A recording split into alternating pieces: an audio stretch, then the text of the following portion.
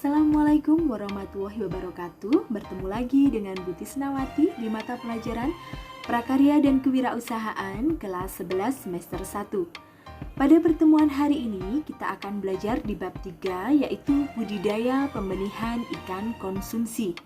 Nah, silahkan simak baik-baik materi yang akan Ibu sampaikan pada hari ini ya.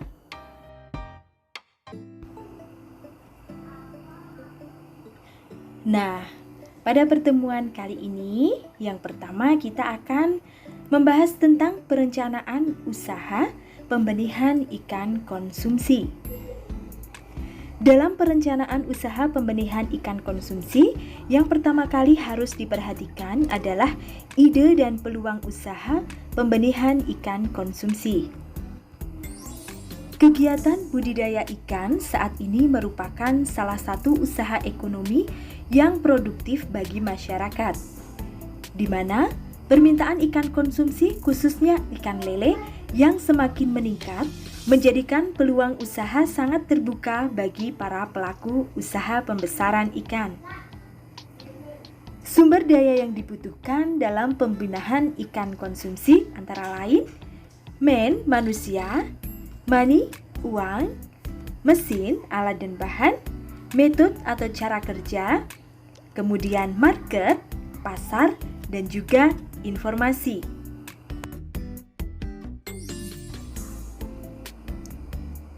Selanjutnya, perencanaan usaha pembenihan ikan konsumsi dan kebutuhan pasar terhadap benih ikan konsumsi.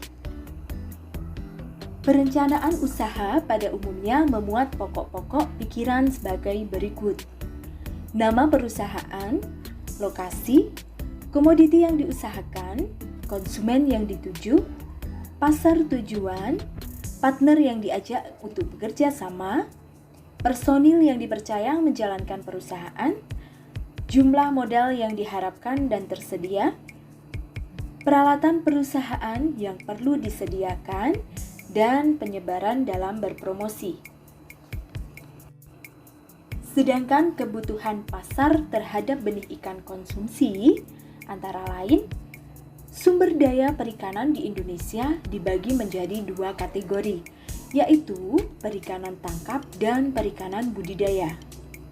Sedangkan potensi perikanan di Indonesia masih belum dimanfaatkan secara optimal.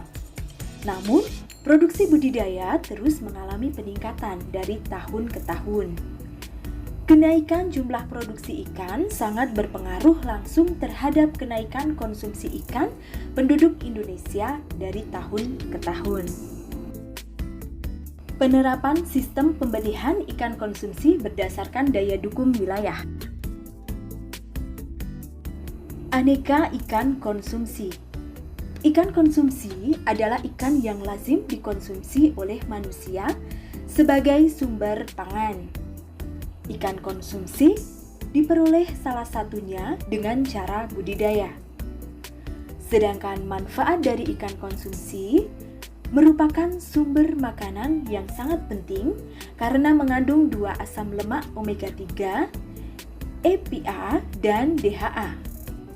Omega 3 membantu menurunkan tekanan darah yang akan menjaga kesehatan jantung. Perencanaan produksi. Dalam perencanaan produksi, hal-hal yang perlu diperhatikan adalah sebagai berikut. Pilih lokasi usaha yang dekat dengan sumber air, bahan peralatan, tenaga kerja, serta dekat dengan lokasi pemasaran. Berikutnya, tentukan jenis ikan yang akan dibudidayakan. Ikan yang dibudidayakan bisa lebih dari satu jenis. Urus izin dan daftarkan usaha pada instansi yang terkait. Membangun wadah budidaya ikan tergantung pada jenis ikan yang dipilih. Kemudian, kembangkan satu area budidaya dengan membangun kolam pembenihan. Kembangkan jaringan pemasaran dan yang paling penting harus dapat mengelola keuangan dengan baik dan benar. Kebutuhan alat dan bahan, alat penunjang pembenihan lele. Hal-hal yang harus dipersiapkan adalah peralatan pengadaan air bersih seperti pompa air, pompa celup, atau aerator. Pemijahan lele seperti kakaban, pendederan benih ikan lele seperti blower, pemanenan atau penyortiran benih ikan lele seperti seser, dan pengemasan benih ikan lele seperti plastik, styrofoam, dan juga tabung oksigen.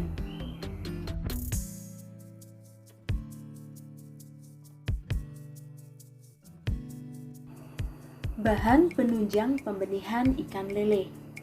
Hal-hal yang harus dipersiapkan adalah persiapan sarana dan prasarana, media untuk pemijahan, pemeliharaan induk dari ikan lele, pemijahan atau pembenihan, penetasan telur, pemeliharaan larva dan juga benih.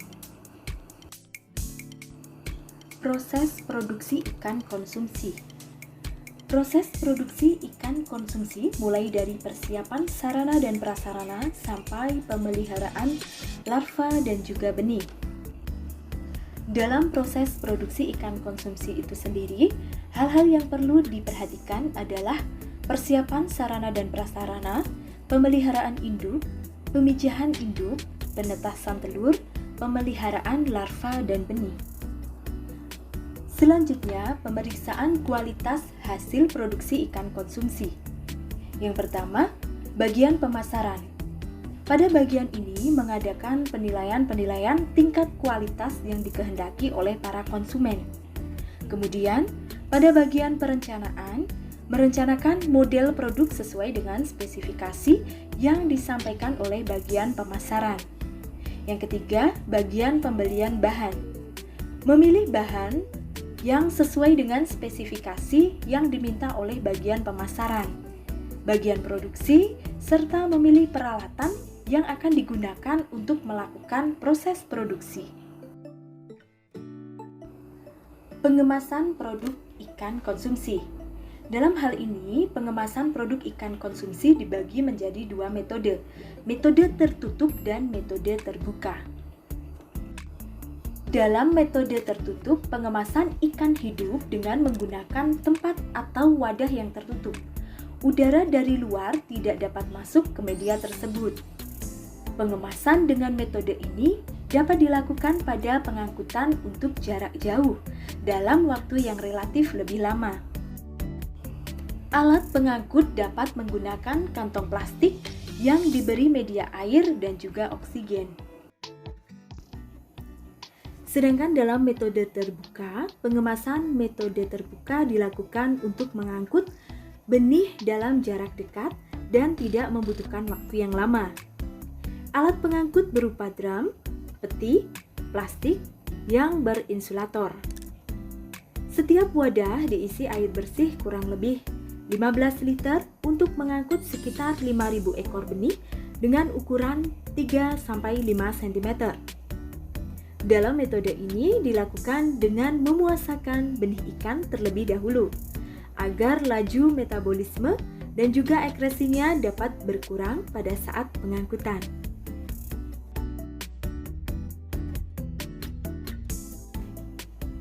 Nah, cukup sekian untuk materi kita pada pertemuan hari ini. Sekian dan terima kasih. Tetap semangat, jaga kesehatan, patuhi prokes. Sampai bertemu lagi di materi selanjutnya. Wassalamualaikum warahmatullahi wabarakatuh.